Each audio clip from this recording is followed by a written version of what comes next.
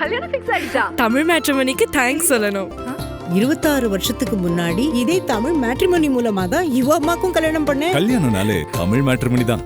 இந்த தொகுதியில வெற்றி பெற்றாச்சு, எம்எல்ஏவும் ஆகிட்டீங்க.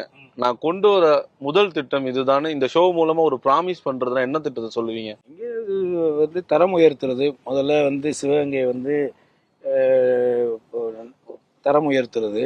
அதுக்கு அடுத்ததாக இங்கே இருக்கக்கூடிய மருத்துவமனைக்கு பின்னாடி இருக்கக்கூடிய அந்த கழிவுகள் கொட்டி இருக்கிறத வேற வெளியில் அதை இடம்பெயர செய்வது.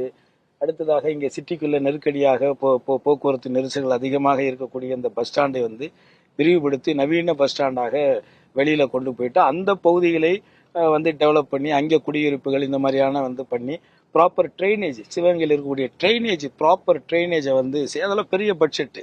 ஸோ ஆனால் இதெல்லாம் நீண்ட கால ஒரு கோரிக்கைகள். இதில் இருக்கக்கூடிய டிஃபிகல்ட்டிஸ் மக்கள் ரொம்ப வருஷம் சிரமப்படுறாங்க. ஸோ இதுக்கு மாதிரியான விஷயங்கள் செய்கிறது.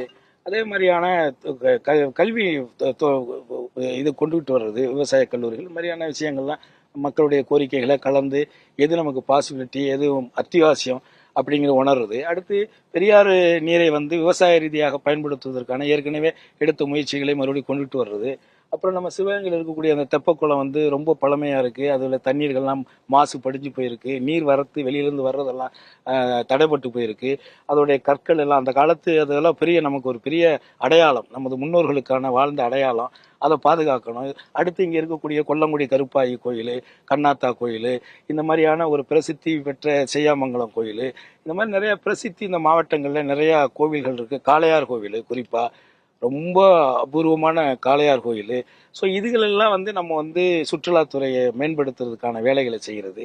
இப்படி ஒவ்வொரு விஷயங்களையுமே நமக்கு தெரியும். ஓரளவு நம்மளும் ஒரு 5 ஆண்டு காலங்கள் இந்த சட்டமன்ற உறுப்பினராக இருந்திருக்கோம். அதனால் இந்த மக்களுடைய ஒவ்வொரு கோரிக்கைகளையுமே நம்ம உள்வாங்கி உணர்ந்து எது உடனடியாக அதுக்கான நிதியை ஒதுக்க முடியுங்கிறத அரசுகிட்ட கலந்து முதல்வர்கிட்ட கனிவான பார்வையை கொண்டுட்டு போய் நிச்சயமாக நம்ம செய்வோம். காலம் இந்த 5 ஆண்டு காலங்கள் இந்த சிவகங்கை சீமையினுடைய சட்டமன்ற உறுப்பினராக கருணாஸ் இருந்தார் அப்படிங்கிறதுக்கான ஒரு வரலாற்று மிக்க காரியங்களை நான் மறைந்தாலும் இந்த ஊர் என் பேர் சொல்ற மாதிரி, முதலமைச்சர் மு.க. ஸ்டாலின் அவருடைய பேர் சொல்ற மாதிரி, இங்க இருக்கக்கூடிய அமைச்சர் பெரியகருப்பனுடைய பேர் சொல்ற மாதிரியான திட்டங்களை நிச்சயமா நான் செய்வேன். தாவேக தலைவர் விஜய்க்கு ஒரு பொலிட்டிக்கலா ஒரு அட்வைஸ், லாஸ்ட் இதான் என்னுடைய அட்வைஸ்னா என்னவா இருக்கும்? அவருக்கு அரசியல் தெரியல, தெரிஞ்சுக்கங்க. கல்யாணம் ஃபிக்ஸ் ஆயிடுச்சா? தமிழ் மேட்ரிமோனிக்கு தேங்க்ஸ் சொல்லணும். 26 வருஷத்துக்கு முன்னாடி இதே தமிழ் மேட்ரிமோனி மூலமா தான் இவ அம்மாக்கும் கல்யாணம் பண்ணேன். கல்யாணம்னாலே தமிழ் மேட்ரிமோனி தான்.